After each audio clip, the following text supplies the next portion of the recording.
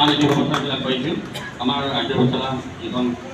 এই খেলপথাৰ আছে তাৰে আমাৰ সভাপতি দুলাল সিং ডাঙৰীয়া এখন ফলকভাৱে কথা জনাব আমাৰ শেখৰ নাই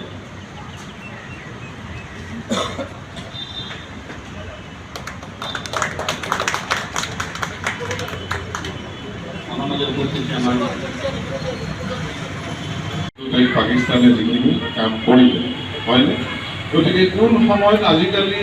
টেকন'লজিৰ দিন কোন সময়ত ক'ত কেনেকুৱাকৈ আপোনাৰ আক্ৰমণ হয় ক'ত কেতিয়া কোন মজুৰত পৰে কোনো ক'ব নোৱাৰে গতিকে সেইকাৰণে আমাৰ চৰকাৰৰ ফালৰ পৰা এটা নিৰ্দেশ আৰু চৰকাৰৰ নিৰ্দেশতকৈও আটাইতকৈ ডাঙৰ কথা যে এই ধৰণৰ যিবিলাক মক ড্ৰিল চিভিল ডিফেন্স এটা ডাঙৰ সংগঠন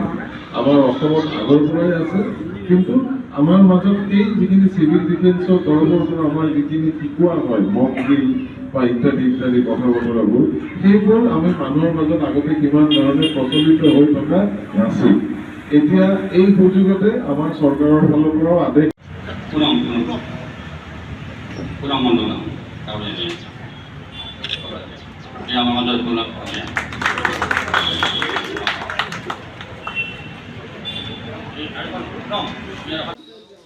হয় আজি আমি ইয়াতে সকলো গোট খাইছোঁহি চিভিল ডিফেন্স আছে ইয়াতে আমাৰ GMC কাউন্সিলৰ আছে আৰু কেচি দাস কমাৰ্চ কলেজৰ civil defence NCC NSS unit আমি সকলোবোৰ ইয়াতে একত্ৰিত হৈছোঁ এই আৰ্য পাঠশালাত আমি মক ড্ৰিল এটা কৰিবৰ কাৰণে আপোনালোকে সকলোৱে জানে যে ডিজাষ্টাৰ বা দুৰ্যোগ প্ৰাকৃতিক হ'ব পাৰে বা মানৱ সৃষ্ট হ'ব পাৰে আজি দুদিন আগলৈকে আমাৰ দেশত পৰিস্থিতিটো বৰ ভয়ানক আছিল আৰু তাৰ কাৰণে আমি সকলোবোৰ এলাৰ্ট হোৱাটো অনিবাৰ্য আছিল আৰু সেইকাৰণে আমাৰ অসম চৰকাৰৰ ফালৰ পৰা নিৰ্দেশ আহিছিল যে আমি ৱাৰ্ডে ৱাৰ্ডে প্ৰতিটো ৱাৰ্ডত চিভিল ডিফেন্সৰ নেতৃত্বত আমাৰ এনেকুৱাকৈ সাধাৰণ ৰাইজক মক ড্ৰিল এটা কৰোৱা যাওক যে বিপদ অৱস্থা যদি হয় একচুৱেল টেকনিকেলি কোৱালিফাইড মানুহ অহাৰ আগতে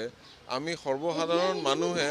এনেকুৱা যদি কিবা দুৰ্ঘটনা ঘটে আমি লছখিনি কেনেকৈ ৰিডিউচ কৰিব পাৰোঁ মানুহৰ জীৱন কেনেকৈ বচাব পাৰোঁ তাৰে কিছুমান উদাহৰণ আজি আমাৰ ইয়াতে দাঙি ধৰা হৈছে ৰাইজক সতৰ্ক কৰিবৰ কাৰণে আপোনালোকে শব্দটো শুনিছে এইটো হৈছে এয়াৰ ৰেড যদি হয় তেতিয়া চাইৰেনটো কেনেকৈ বাজিব আৰু সেনেকুৱা চাইৰেন বাজিলে মানুহে কেনেকৈ ৰেছপণ্ড কৰিব ইয়াৰ আগলৈকে ইনজিউৰি হ'লে কেনেকৈ ৰেছপণ্ড কৰিব সেই কথাবোৰ শিকোৱা হৈ আছিল ধন্যবাদ